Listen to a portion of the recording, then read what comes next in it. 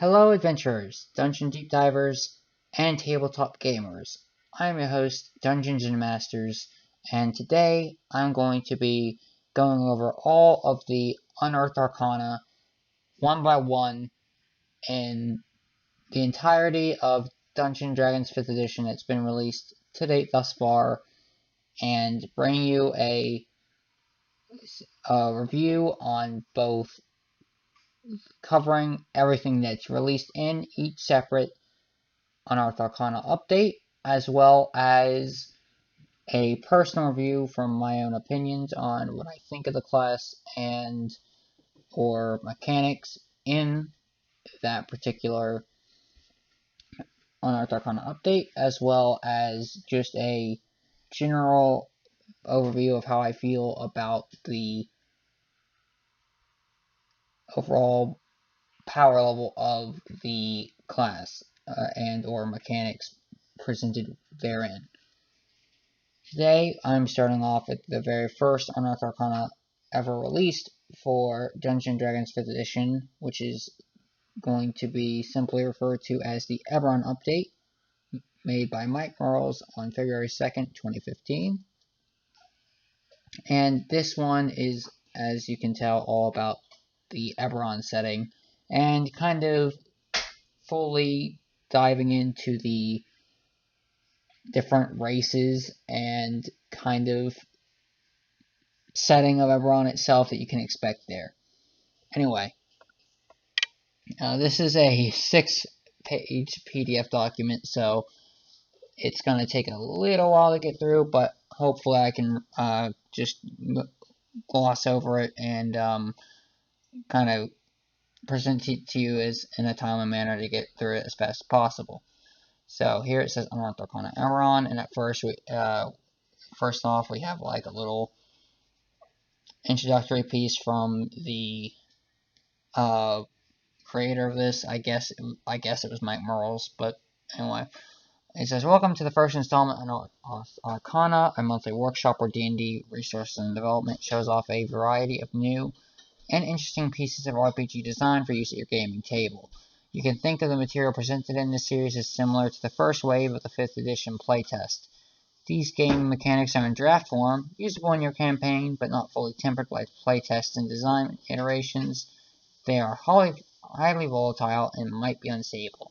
If you use them, be ready to rule on any issues that come up. They're written in pencil, not ink. The material presented in Unearthed Arcana will range from mechanics that we expect one day to publish in a supplement to house rules from our own home campaigns that we want to share, from core system options such as mass combat to setting-specific materials such as the Eberron update included in this article. Once it's out there, you can expect us to check in with you to see how it's working out and what we can do to improve it. For this month, we have the Eberron update. This month's installment is relatively straightforward. We're rolling out some rules to help you convert your Eberron campaign to 5th edition. The Eberron campaign setting was created by Keith Baker and first published for D&D in 2004. It combines pulp adventure and intrigue in a world where magic-driven technology has produced airships, trains, and similar advancements comparable to early 20th century Europe.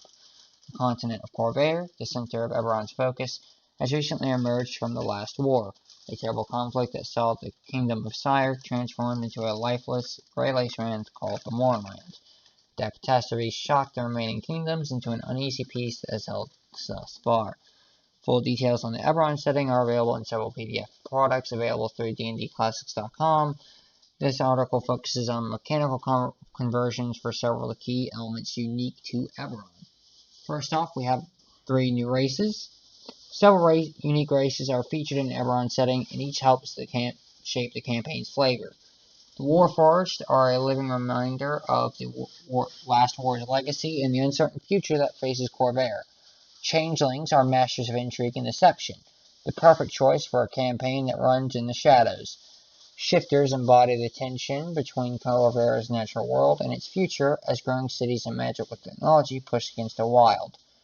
You'll notice that the Kalashtar are not included in this update. The Kalashtar are a psionic race, but the 5th edition of D&D doesn't yet have rules for psionics.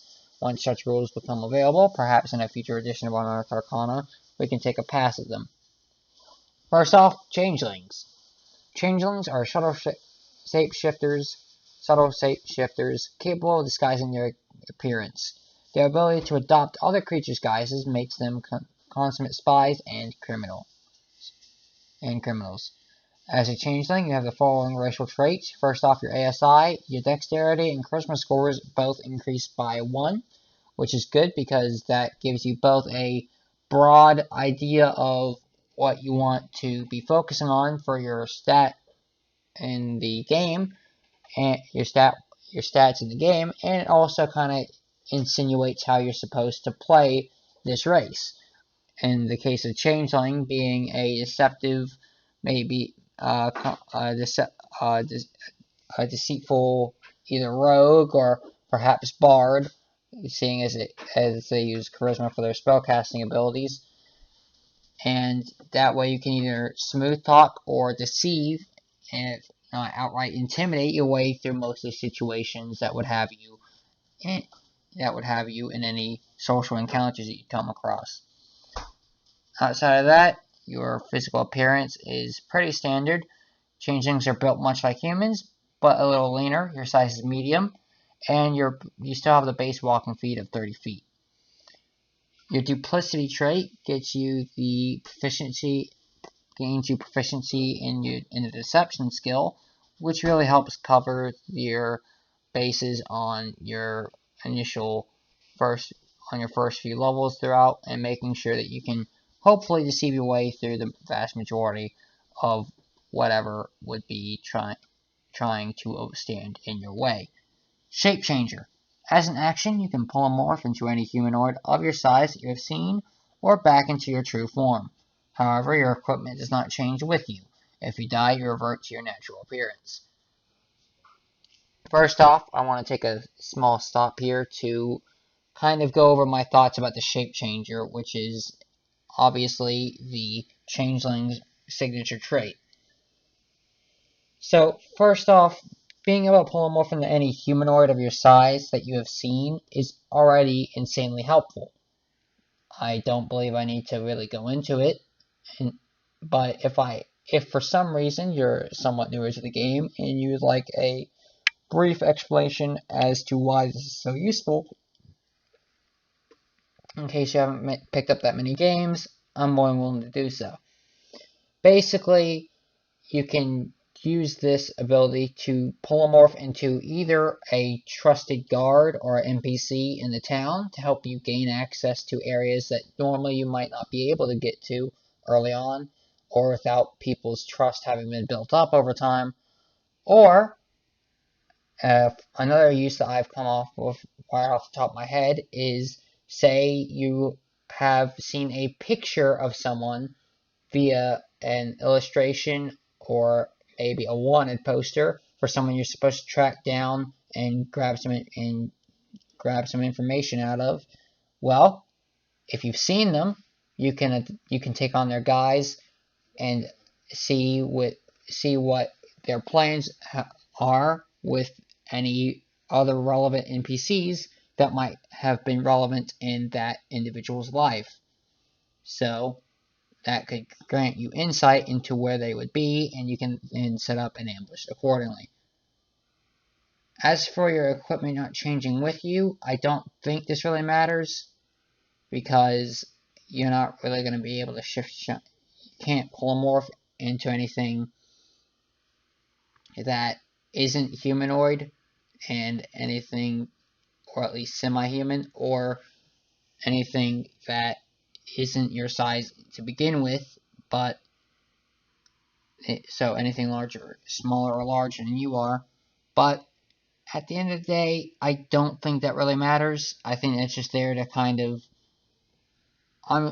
this would be what I call a creativity capper. It puts a cap on the limit of how broad the scope your creativity will allow you to abuse this, but at the same time, it's actually kind of a good thing, because while I do personally allow my players to kind of think outside the box and I reward very creative thinking, I don't think that it should be able to outright win you situations where favorably, where you maybe have rolled bad or have kind of worked yourself into a corner without a very good reasoning behind it. So for that, it's cool. I agree with, and I like that. If you die, you revert to your natural appearance. Whatever, that just makes sense. For the languages, you can speak, read, and write Common and 2 other languages of your choice. It's nice that they offer you 2 languages. I'd recommend something like Undercommon and maybe Goblin or Giant if you're playing something like Storm King's Thunder. And maybe, who knows, I guess if you know someone who's a bit of a fantasy geek, maybe pick up Draconic, just in case, you end up encountering a dragon in Dungeons and Dragons. It stands to reason that it's a fairly common occurrence, especially if there is a very Skyrim-esque theme to your play group, so in your campaign setting, so keep that in mind. Next up, we have the Shifter. Shifters are descended from humans and lycanthropes. Although they cannot fully change into an animal's form, like a druid, they can take on animalistic features by a process they call shifting. As a shifter, you have the following racial traits. For your ASI, your dexterity score alone increases by 1. Shifters are about the same size as humans. Your size is medium. You have a base walking speed of 30 feet, and you have dark vision. On top of that, you have the ability of shifting, which is their standout feature. On your turn, you can shift as a bonus action. Shifting lasts for 1 minute or until you end it on your turn as a bonus action. While shifting, you gain temporary hit points equal to your level plus your constitution bonus, minimum of 1. By that, of course, your constitution bonus meaning your constitution modifier. You also gain a feature that depends on your shifter subrace as described below. You must finish a short or long rest before you can shift again. For the languages, you can speak, read, and write Common and Sylvan, so you don't get to pick any languages, but at the end of the day, I don't think that would matter too much because usually you're going to get to pick up some languages of your choice, but by either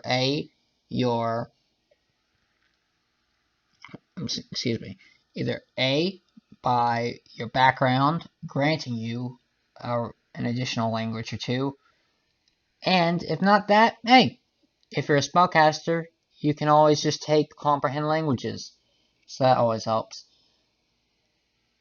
Next up, there is the subrace. Several subraces of Shifter exist, each with its own animalistic features.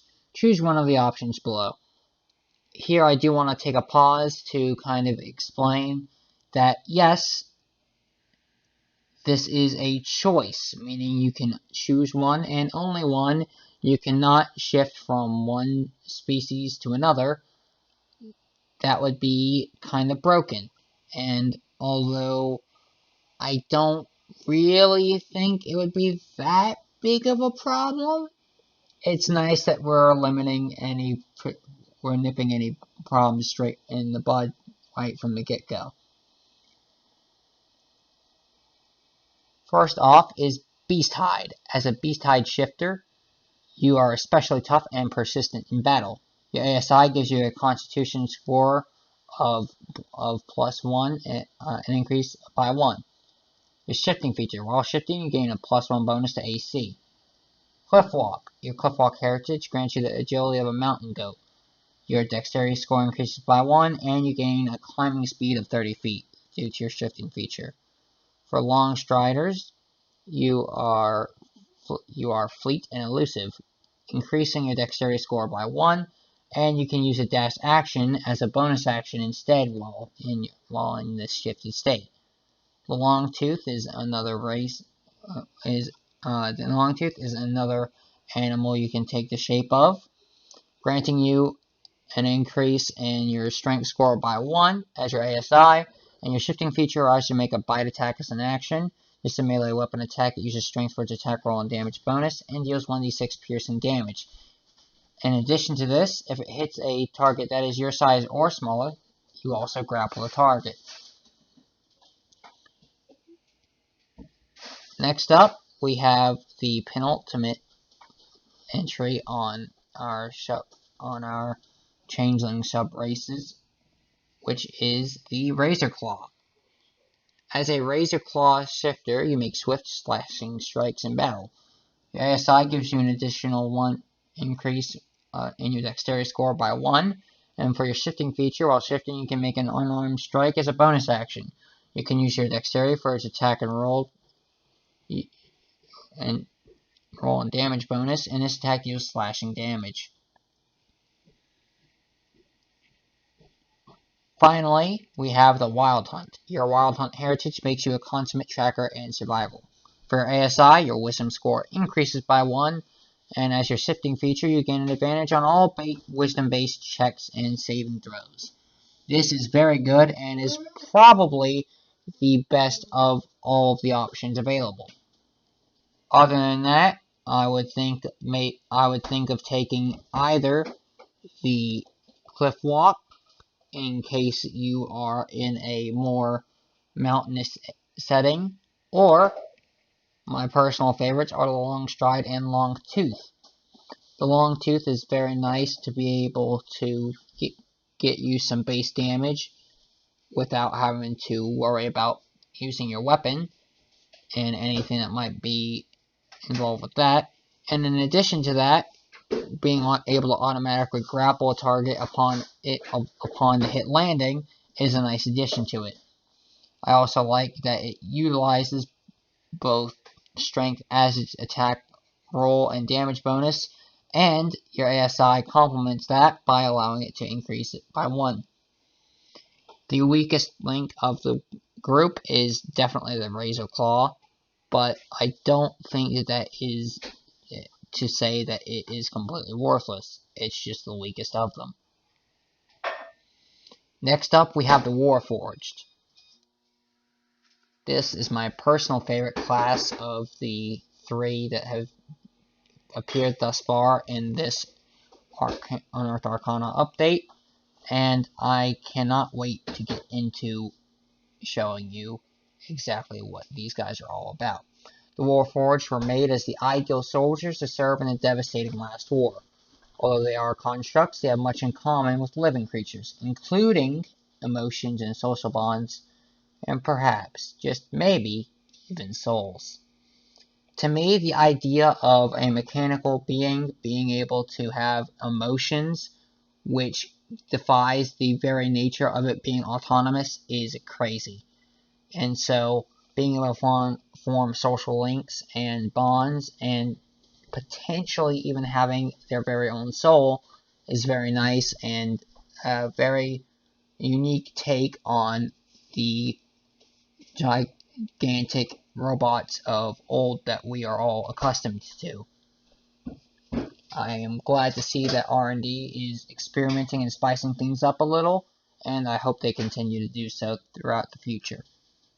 Traits. As a Warforged, you have the following racial traits. For your ASIs, you get a +1 increase in your strength and constitution scores, helping you A, carry more weight, which makes sense since you're metallic, and also your constitution will make you slightly more durable in battle, granting you additional starting health, and also making you able to concentrate a little bit better than you normally otherwise would be able to. And finally, it helps with all of your con saves. For your size, Warforged are generally broader and heavier than humans, however your size is still medium. You have a base walking speed of 30 feet, which I find to be both very generic and very generous of R&D. Yes, I am saying generous in this instance, because given that you are heavier and made out of literal steel and iron, you would think that they would give you maybe a small penalty to your speed. However, thankfully, they decided to let you keep your standard 30 feet of movement. Composite plating. Your construction incorporates both wood and metal, granting you a +1 bonus to your armor class. This helps in both A, allowing you to have effective armor, and just in general, the higher your armor class, the better. Your standout ability is the Living Construct trait. Even though you are constructed, you are a living creature. You are immune to disease, and you do not need to eat or breathe, but you can ingest food and drink if you just so desire. Instead of sleeping, you enter an inactive state for 4 hours every day. This is mandatory, and you do not dream in this state. You, however, are fully aware of your surroundings and notice approaching enemies and other events completely the same as you used to. For your languages, you can speak, read, and write Common and whatever language of your choice. I would like to take a moment to go back and discuss the living construct element of the Warforged, as I both really like this entire concept and just the class and just the race in general, does seem very appealing to play. First off, taking a look at the flavor of this, it makes sense that you are immune to disease because robots don't have the bodily functions that humans do. So it's not something that will ever come up. Hey, you inhaled poison. You are now poisoned. You drank a spiked drink. You are now unconscious. And I feel like small things like those are very helpful, but also very flavorful. And I like that and appreciate it greatly. Furthermore, they build upon this by saying you don't need to eat, drink, or breathe. However, you're allowed to should you desire to. I find this both great in terms of the fact that they don't just straight up take away the ability to, because although, yes, you don't need to, so there is a valid argument to be made saying, hey, maybe you just don't need it whatsoever. Well, you don't. But the fact that they're giving you the option to do so if you desire is great. The fact that maybe if you and all your buddies are out at a tavern drinking, why not allow you to be able to compete and see who can chug the most ale without tipping over. In case that would be you, you might have to pay a few damages in case you accidentally damage the floors. Because typically taverns are made out of wood. And you're a heavy metal being. Furthermore, I really enjoy the idea of them having an inherent weakness of, much like a computer needing to shut down and charge their batteries each day, by being inactive for 4 hours a day every day. This is mandatory, and even though you don't dream in this state, which I feel that you could make an argument that some robots would be able to, they offset it nicely by making you able to be fully aware of your surroundings and notice approaching enemies, so you won't need to worry about getting the alarm spell or anything similar to that, in case that was something you were worrying about. Also, being competent of any and all changes to the environment around you while you're in your boot down phase is also something that I think is really cool. Next up, you have a new wizard tradition, which is the Artificer.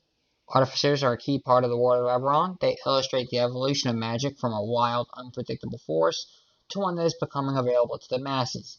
Magic items are part of everyday life in the 5 nations of Corvair, and with an Artificer in your party, they become part of every adventuring expedition.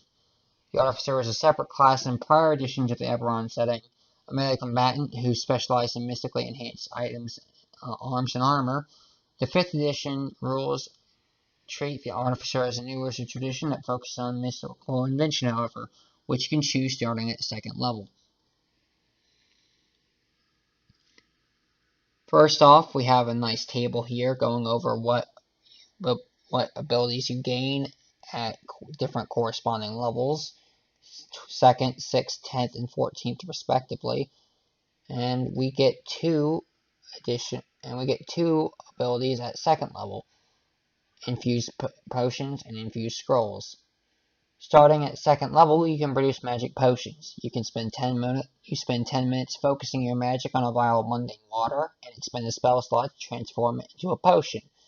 Once you've expended a spell slot to create a potion, you cannot regain that slot until the potion is consumed, or after 1 week of time has passed, at which point the potion loses its effectiveness completely. You can create up to 3 potions at a time. Creating a 4th potion causes the oldest currently active one to immediately lose its potency. If that potion has been consumed, its effects end immediately, which completely makes sense. All this is flavorful, and I really like it. The spell slot you expend determines the type of potion you can create. See Chapter 7 of the Dungeon Master's Guide for complete rules on potions. Utilizing a 1st level spell slot, you get a potion of climbing, growth, or healing, and obviously you get to choose. Expending a 2nd level spell slot allows you to choose between mind reading or greater healing. Using a 3rd level spell slot allows you to choose between invisibility, superior healing, or water breathing. And finally, with a 4th level spell slot, you can get a potion of resistance. Next up, we have infused scrolls. At 2nd level, you can also tap into your reserves of magical energy to create spell scrolls. You can use your Arcane Recovery ability to create a spell scroll instead of regaining expended spell slots. You must finish a short rest, then spend 10 minutes with parchment, coal, and ink to create a spell scroll containing 1 spell chosen from those you know. Subtract the spell's level from the total level's worth of slots you regain using Arcane Recovery. This reduction to your Arcane Recovery applies until you use the scroll and then finish the long rest, at which point the ability is now able to be reused. Personally, I don't like this ability whatsoever, because I really think that you want to save your Arcane Recovery as much as possible, as that is primarily what you're going to be needing as your sources of both damage and utility in the Wizard class and any other magical casting class. However, I do think that if you are willing to be a little risque with your choices, that being able to infuse a scroll isn't the worst option. Beginning at 6th level, you can produce and infuse magically enhanced weapons and armor. You spend 10 minutes focusing your magic on a mundane weapon, suit of armor, shield, or bundle of 20 pieces of ammunition, and expend a spell slot to infuse it with magic energy. The magic item retains its enchantment for 8 hours or until used in the case of magic ammunition. You can infuse only 1 item at a time, and if you infuse a second one, the first immediately loses its potency. Once you have expended a spell slot to create such an item, you cannot regain that slot until the item becomes non-magical, meaning until the 8 hours has expired. The spell slot you expend, once again, will determine the type of weapon, armor, or shield you can create. If you use a 2nd level spell slot, you can create 20 pieces of +1 ammunition. Using a 3rd level spell slot, you can create a +1 weapon or a +1 shield. Using a 4th level spell slot, you can create +1 armor. Using a 5th level spell slot allows you to create either a +2 weapon or 20 pieces of +2 ammunition. And finally, using a 6th level spell slot, you're able to create +2 armor. At the 10th level, you are now a superior artificer, meaning you can create a second magical weapon, suit of armor, shield, or bundle of ammunition using your infused weapons and armor ability. Attempting to infuse a 3rd item causes the oldest one to immediately lose its potency, and you can also create 1 additional potion or scroll using infinite infused potions or infused scrolls. I personally really like this ability, as now you can choose to have both +2 armor and a +2 weapon, or a +2 armor and a +1 shield, or anything in between. I really like this, and I think that it is probably one of the better abilities that you gain as this as this wizard tradition. Next up, and finally, we have the Master Artificer. Upon reaching 14th level, your mastery of arcane magic allows you to produce a variety of magic items. A wide array of magic items. You can create a single item of your desire from the chosen from magic item tables A and B in Chapter 7 of the Dungeon Master's Guide. It takes you 1 week to produce such an item, and you must rest for 1 month, either in game time, or if you feel a little bit stricter, if you're a little bit stricter on your play group, or fear that it might be abused a little bit too much, you can make it 1 month in real lifetime. As it's not that completely far-fetched to assume that they're going to go for the best items available there. And also, hey, campaigns usually last at least 10 to 12 months, so making sure that there's a limit of some kind in there to prevent you from just prevent your players from being able to just spam the ability non-stop with a short or long rest in between, seems like a nice safety protocol just in place to prevent anything bad from happening. Next up, we have a mechanic here, which is action points. The Eberron campaign setting introduced this concept to reflect characters who are larger-than-life heroes destined for greater things. Action points allow a player to add a bonus on any d20 roll so that characters can dodge or at least mitigate the effects of bad luck. Personally, I have my own version of this very mechanic that I use in my games, because I am of the opinion that even though you may have rolled poorly, that alone shouldn't dictate whether you make or break a certain attempt, roll, or in general just get screwed over by RNG. Nobody likes that, but neither having to enforce it as the DM because you come off as a douche, and you don't like it seeing it happen as the player because it's just a feels bad moment.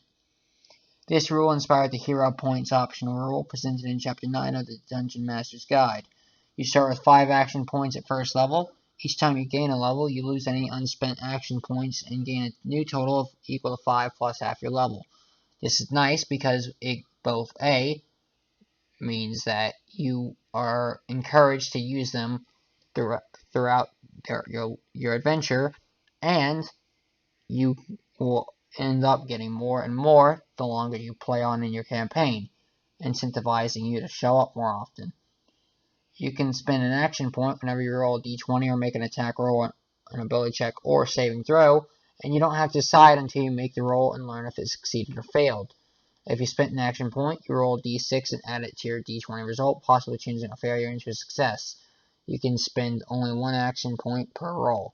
In addition, whenever you fail a death saving throw, you can spend an action point to instead choose to make it succeed in its place.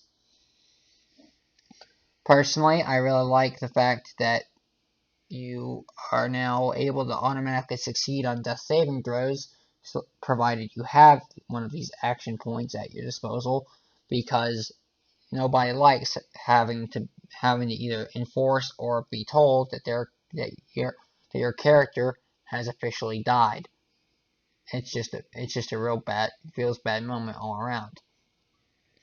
Outside of that, I want to give extra props to R&D for allowing you to not be blindly having to make the choice of, do I use it? Do I save it on a roll where it may not have mattered anyway, and because you got a 20 on the die. So for that, yeah, my applause.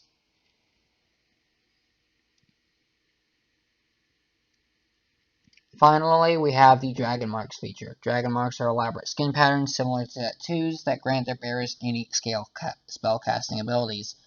Each type of mark is tied to large extended families that each control a different industry or trade in Eberron. Every member of a given family possesses a dragon mark. Conversely, merely possessing a dragon mark does not grant special status within the house. You must use a feat to gain a dragon mark, and you are a member of its corresponding dragon mark house or houses in the case of the Mark of Shadow, and must belong to its listed race or races in order to gain the bonus. As for the dragon marks, you have a nice table showing you the influence races required to be able to gain the bonus, what house it falls under, and the mark's name. Aberrant dragon marks occasionally appear, which are not tied to the dragon marked houses and have a variety of effects. To represent an aberrant dragon mark for your character, choose the Magic Initiate feat from the player's handbook. For the new feat, Dragon Mark, you have a magical mark that indicates you are a member of one of the Dragon Marked houses. Select one of the options from the Dragon Marks table. You gain the ability to innately cast spells and cantrips as summarized in the Dragon Mark Benefits table using the spellcasting ability listed under the ability column. You cast each spell at its lowest level. Once you cast a given spell this way, you must finish a long rest before you can cast it innately again. You must still expend any material components. Your Dragon Mark confers the following benefits. When you first take this feat, you gain the least Dragon Mark, and you learn the spells listed under the least column. At 5th level and higher, your Dragon Mark evolves, becoming more potent, improving it to the lesser Dragon Mark. You'll also learn the spells listed under the lesser column. Finally, at 9th level, it transforms again, and its power grows exponentially, becoming a greater Dragon Mark. You also learn the spell listed under the greater column. Here we see all the different spells that you get at the different tiers of your Dragon Mark, and it has a nice ending remark on Mike Merles being both the senior manager for the D&D R&D team, and giving a nice background on him, showing that he is a man that knows what he's doing, as he was both the lead designer for the 5th edition of D&D and creator of the Castle Ravenloft war game, as well as co-creator of the Monster Manual 3 for 4th edition and the Player's Handbook 2 for 3rd edition. That being said, I do hope you've enjoyed the video. Thank you so much for watching, and as for the Unearthed Arcana update, it is defaultly both the worst and the best simultaneously, as we have nothing to compare it to. I have been your host, Dungeon & Masters, and I cannot wait to see you in the next video. Thank you so much for watching. See you next time.